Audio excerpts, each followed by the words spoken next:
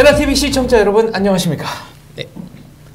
북한 내외부의 상황을 입체적으로 조망하고 논평해보는 배나보도 9번째 시간입니다. 먼저 첫 번째 소식입니다. 배나보도 8회를 보시고 저희 애청자 논A라는 분께서 글을 남겨주셨습니다. 이성주 씨께서 답변해 주시면 좋겠습니다. 네. 잘 봤습니다. 장 박사님, 이성주님 감사합니다. 혹시 다음 회차에 다음과 같은 내용을 다뤄주셨으면 어떨까 싶습니다. 1. 북한에서 역대급이라는 단어는 쓰지 않는 단어인가요? 유튜브에 보니까 북한 리용호 외무상이 UN 회견장 밖에서 대한민국에서도 정식으로 등록된 단어가 아닌 역대급이라는 단어를 썼다면서 이는 남한 드라마가 북한에 들어가서 생긴 현상이라고 하는데 북한에서는 역대급이라는 단어를 안 쓰나요? 라는 질문입니다. 사실은 역대급이라는 단어 씁니다. 그리고 북한에서 쓰나요? 그럼요. 북한에서 역대급이라는 단어 쓰고요. 언제부터 썼죠? 사실은 제가 있을 때도 이건 역대급, 뭐 기념비적 사건이다, 뭐 이런 이야기도 하고요. 네. 그리고 특대형이란 말을 또 북한에서 가장 많이 써요. 이렇게 역대급이라는 단어는 대한민국에서는 사전에 안 올라 있고 네티즌들이 쓰는 단어여서 이거를 북한이 보고 베낀 거라고 생각했는데 그게 아니고요. 그러니까 사실은 우리가 뭐 북한에 이제 남한 드라마가 들어가고 또 뭐 남한의 그런 한류가 들어가서 그 영향을 받아서 사람들의 언어가 조금씩 바뀐다고 하고 있지만 사실은 그런 것도 있어요. 근데 역대급이라는 그 단어 자체는 북한에서도 쓰고 요즘 북한에서 주로 이제 뭐 남한 드라마를 많이 본 사람들 같은 경우, 자주 보는 사람들 같은 경우 연인 사이에서 자기란 말을 쓴다 그러더라고요. 자기란 말은 북한이 없어요. 그거는 자기란 말은 쓰지 않고 동무라고 쓰는데 이제 연인들 사이에서 여자가 자기 이런 말 쓴다 그러더라고요. 그거는 사실은 한류 영향을 받은 말이 맞는데 역대급이라는 단어는 뭐 한국 드라마가 남한 드라마가 올라가서 역대급이라는 말이 생겼다라고 보기는 조금 좀 논리적으로 근거가 미약하다라고 봅니다. 예. 그렇군요. 이 단어가 아니더라도 어쨌거나 젊은이들 언어에는 대한민국 언어가 많이 침투해 있다. 이거는 사실입니다. 예, 그건 사실입니다. 네, 질문 하나가 더 있습니다.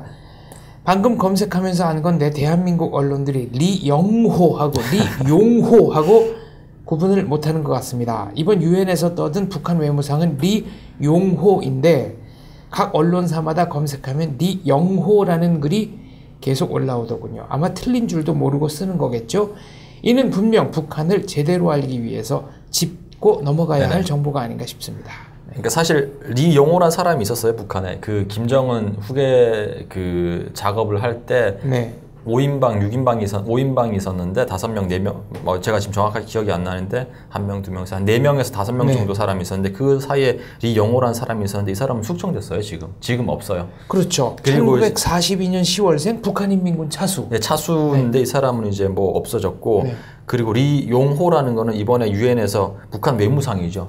사실은 저희가 언론이 그 북한 보도를 할 때 사실은 이거 얼마나 창피한 일이에요. 이름도 모르고 이제 언론이 그냥 무변발하게 보도를 했는데 저희가 언론이 좀 북한 뉴스를 다룰 때 정확하게 사람 이름이라도 명칭이라도 아니면 정확하게 이런 뭐 그 북한의 그런 뭐랄까요 이런 이름 이런 중요한 사람들 이름 같은 경우는 정확하게 우리 시청자들한테 좀 이야기를 해주고 계속 더블 체크, 여러 번 체크를 해야 될 거야. 여러 번 확인을 하고 그리고 좀 너무 급하게 기사를 쓰지 말고 여러 번 확인을 하고 정확하게 기사를 쓰는 그런 노력이 좀 필요하지 않을까 저는 그렇게 봅니다. 예. 네, 정리하겠습니다. 리용호는 이번에 유엔에서 기자회견을 했던 북한 외무상이고요. 리영호는 1942년 10월생으로 북한인민군 차수까지 지냈으며 2012년 7월에 김정은 노선에 이의를 제기했다가 숙청당한 군 출신 인사입니다. 맞습니다.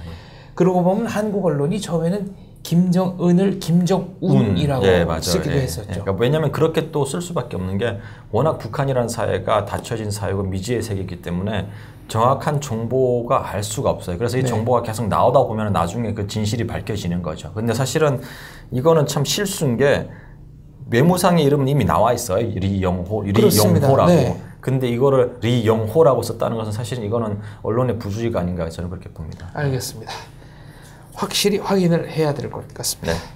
자, 다음 소식입니다. 10월 중순 북한이 이른바 노동당 제7기 2차 전원회의를 열었습니다.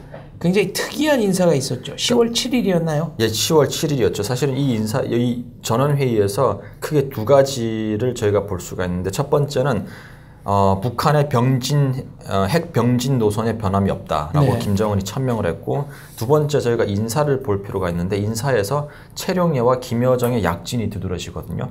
사실은 최룡해 같은 경우는 이번에 중앙당의 핵심 그 직급인 노동당 조직부장을 맡았어요. 이거는 인사를 관리하는 사람이거든요. 그래서 그거를 맡았고, 또 여기에 플러스 이제 한 7개가 되는 또 다른 직책도 같이 겸임을 했어요. 8개를 예, 총 8개를 지금 거네요. 겸임을 하는 거고, 사실은 북한에서 이렇게 최영해에게 이런 뭐 중책을 맡긴 그 이유는 최룡해가 어떤 사람인지를 좀 볼 필요가 있을 것 같아요. 최룡해는 최현의 아들이거든요. 네. 이 최현이라는 사람은 김일성하고 같이 빨치산 활동을 한 사람이고, 김정일을 북한의 후계자로 만들 때 상당히 이제 공을 세운 사람이에요. 그러다 보니까 최룡해라는 아이콘을 내세워서 이 최룡해는 가족 대대로 김 부자를 위해서 자신의 목숨을 초계와 같이 바쳤다라는 것을 보여주기 위한 하나의 그 교육 자료인 거죠. 네. 그렇게 저는 보고요.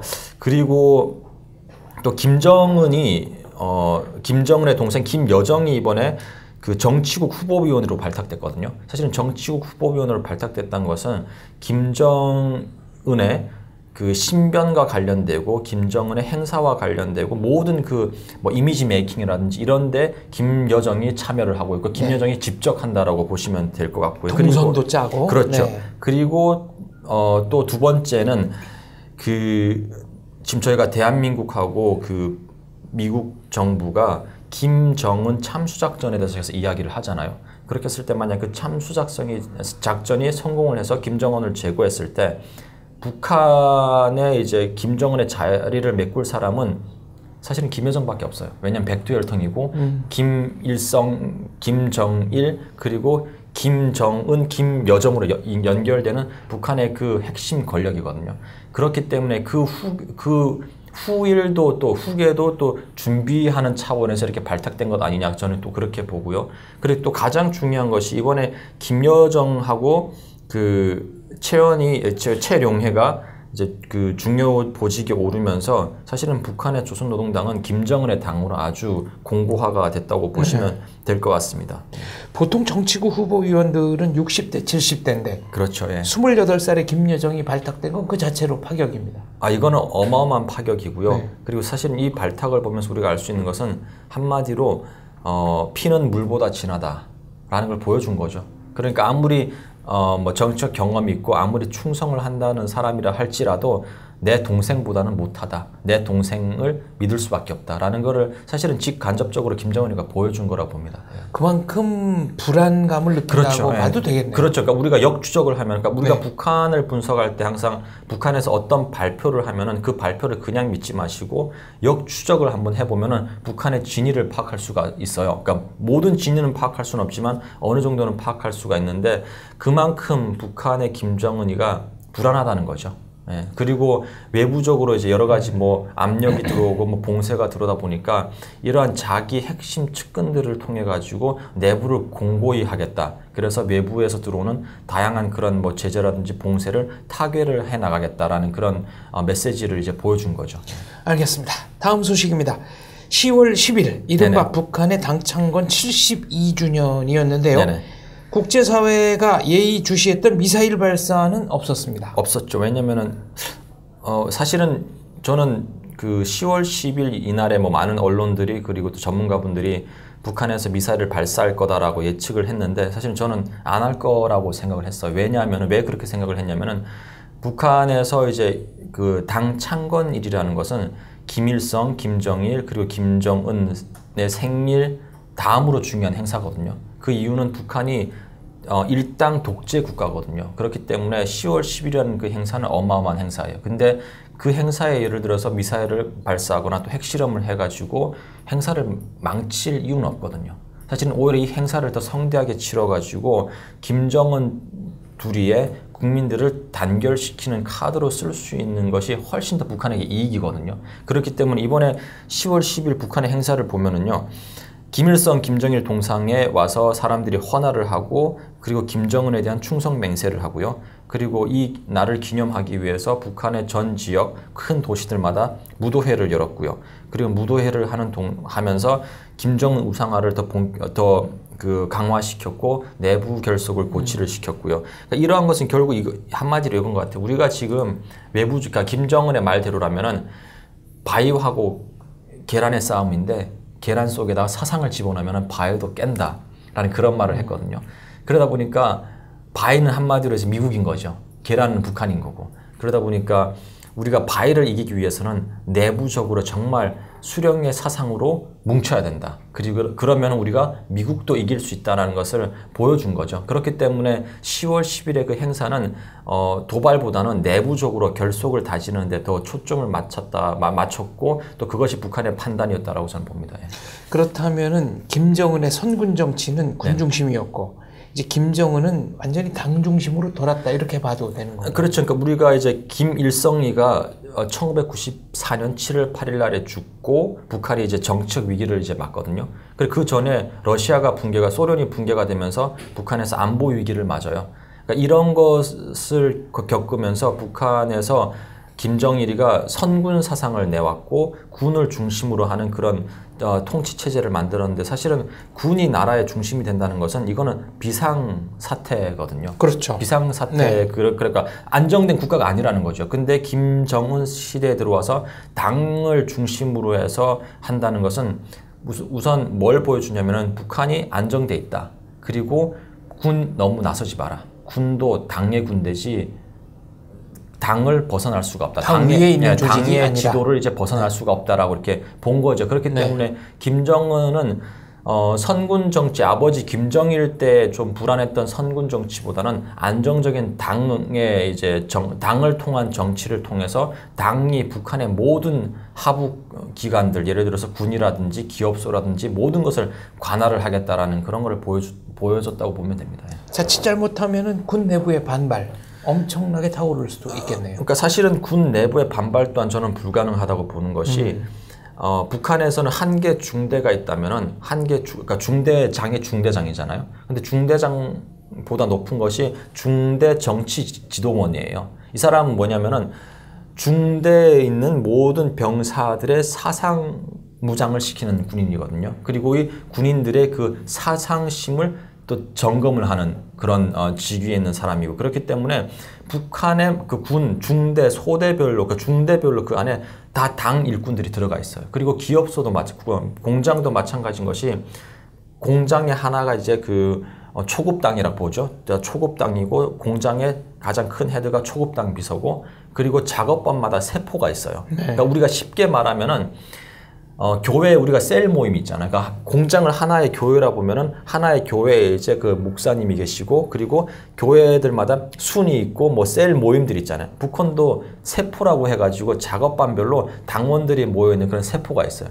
그런 세포에서 북한의 그 작업반에 있는 사람들의 사상을 계속 개조를 시키는 거죠. 그렇기 때문에 북한의 당의 영도는 그 정말 북한 전 지역 구석구석에 퍼져 있다고 보시면 됩니다. 예.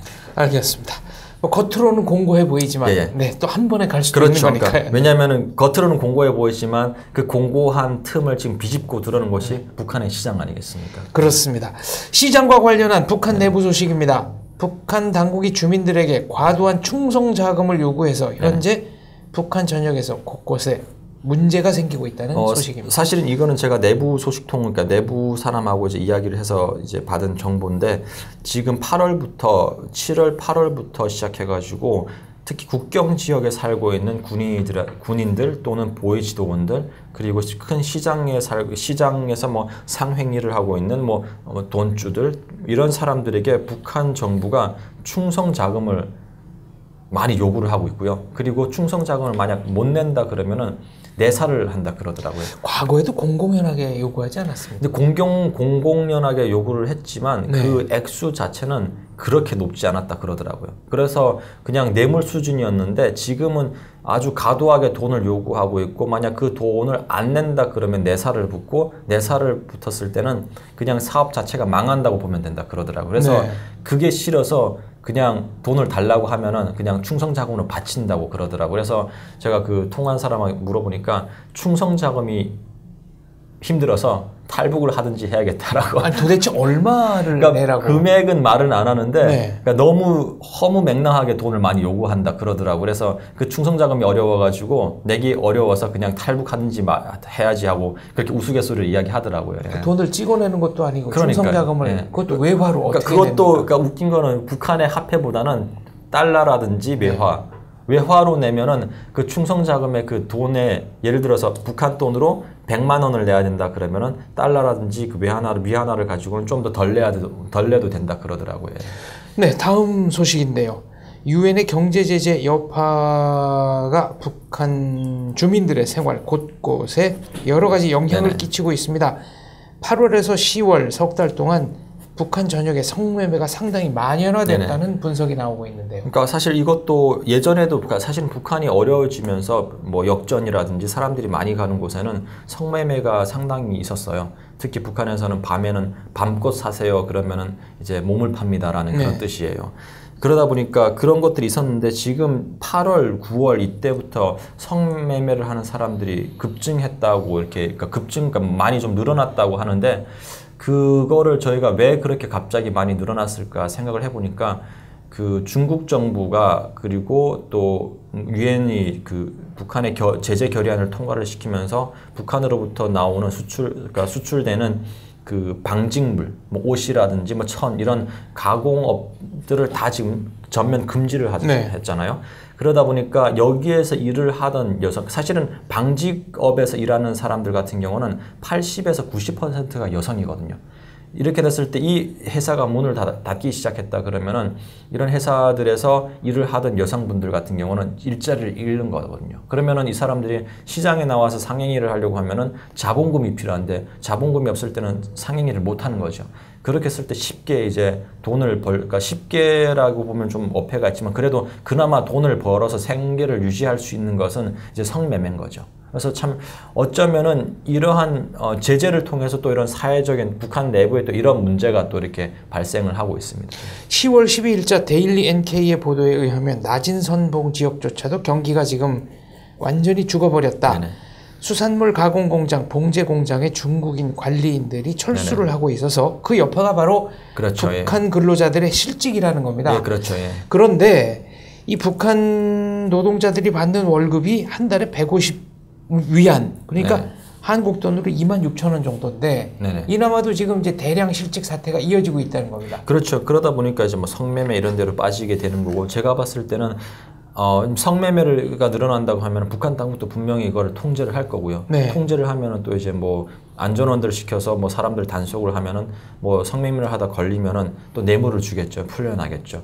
그러다 보면은 성매매를 통해 가지고 자기 뭐 수입이 안 되고 뭐 먹고 살기가 어렵다 그러면 또 이것이 탈북으로 또 연결 될 수 있는 소지는 충분히 있다라고 저는 봅니다. 예. 알겠습니다. 자, 다음 소식입니다. 북한 시장에 유통되고 있는 상품 가운데 북한제가 네네. 근 절반에 이른다는 또 보도도 나왔네요. 그러니까 시장에서 지금 예전에는 그 시장에 나가면은 중국산 제품이 거의 70%, 80%를 차지하고 있었는데 네. 요즘 시장에 나가면은 북한에서 만든 제품이 한 50% 정도를 차지하고 반을 네. 지금 차지를 하고 있고요. 그리고 이렇게 북한에서 만든 물건이 시장에 많아지다 보니까 그 결과 국영기업하고 개인 사업자 간의 경쟁이 매우 치열하다 그럽니다. 그러면 여기서 좋은 것이 뭐냐면은 이 사람들이 더 잘 팔기 위해서 물건의 질을 높이고요. 그리고 또 더 많이 팔기 위해서 물건의 가격을 낮추고요. 그러다 보니까 또 잘 팔기 위해서 물건의 다양성, 다변화를 하는 거죠. 예를 들어서 사탕 하나를 만든다 그러면 사탕이 옛날에 동그란 사탕이었는데 지금은 뭐 별 모양 사탕, 그리고 네모난 사탕, 뭐 동물 캐릭터 모양의 사탕 이런 사탕을 만들어 가지고 파는 거죠. 그래서 사실은 뭐 이런 뭐 제재를 통해 가지고 그리고 뭐 어쩌다 보면 사실은 우리가 제재를 통해서 북한의 물건이 외부로 수출이 안 되니까 내부 시장을 통해 가지고 이거를 소화를 시키는 거고 또 저희가 한 가지 알 수 있는 것이 지금 뭐 한국 정부도 지금 문제를 제기했던 것이 개성공단이 지금 북한의 그 자력으로 그렇죠. 지금 작동이 되고 있거든요. 네, 북한 자유아시아 방송이 10월 네네네. 2일자로 보도를 했는데요. 북한 개성공단 내 19개의 의류 공장을 북한이 은밀하게 가동 중이며 네네. 가동한 지는 이미 6개월이 넘었다. 이렇게 그러니까 보도가 사실 됐습니다. 가동을 해서 여기서 생산되는 물건이 중국으로 못 나간다 그러면은 북한 내부 시장이 풀릴 수밖에 없거든요. 네. 그래서 아마 북한의 그런 뭐 북한 내부에서 생산된 물건이 시장의 50%를 넘었다라는 것은 국제사회 제재와 이제 무관하지 않다라고 저는 그렇게 봅니다. 그런데 문제는 네네. 개성공단 내 공장을 북한이 가동하는 것은 대한민국의 기업의 네네. 재산권을 침해하는 행위고요. 북한의 개성공업지구법 위반입니다. 또 투자 보장에 관한 합의서 4조 위반입니다. 뭐 사실은 뭐 북한이 법을 충실히 이행을 한다 그러면은 핵무기 안 만들었겠죠. NTP도 자기 마음대로 탈퇴를 하고 그냥 네. 국제법 그냥 무시하고 사실은 이건 오늘 내일 일이 아니거든요. 근데 제가 우려되는 것은 뭐냐면은 이게 기계라는 게 작동이 되려고 하면은 전력의 그 뭐랄까요? 전격 전압이 그 일정해야 되거든요. 근데 네. 북한 같은 경우는 전격 전압이 그렇게 일정하지가 못해요. 그러다 보면은 기계의 잔고장이 일어날 가능성이 높고 그 상태에서 계속 기계를 돌리다 보면은 나중에는 그 기계가 고장이 나서 쓸 수가 없는 지경에까지 이르는 것이 만약 그렇게 된다 그러면은 지금 한국에서 개성공단에서 사업하시던 그런 사장님들 같은 경우는 그나마 기계가 살아있는 줄 믿었는데 나중에 올라가 보니까 기계도 다 고장이 난 상태. 또 유지 보수 아무도 신경 안 쓸 거 그렇죠. 아닙니까? 네. 그렇기 때문에 사실은 이게 지금 아주 큰 문제가 아닌가 저는 그렇게 봅니다. 예. 배나TV 시청자 여러분 안녕하십니까? 배나TV 영상을 많이 시청해 주셔서 감사합니다. 배나TV 다른 영상을 시청하시려면 이쪽, 배나TV 구독하기는 이쪽입니다. 구독 버튼 꼭 눌러주십시오. 부탁드립니다.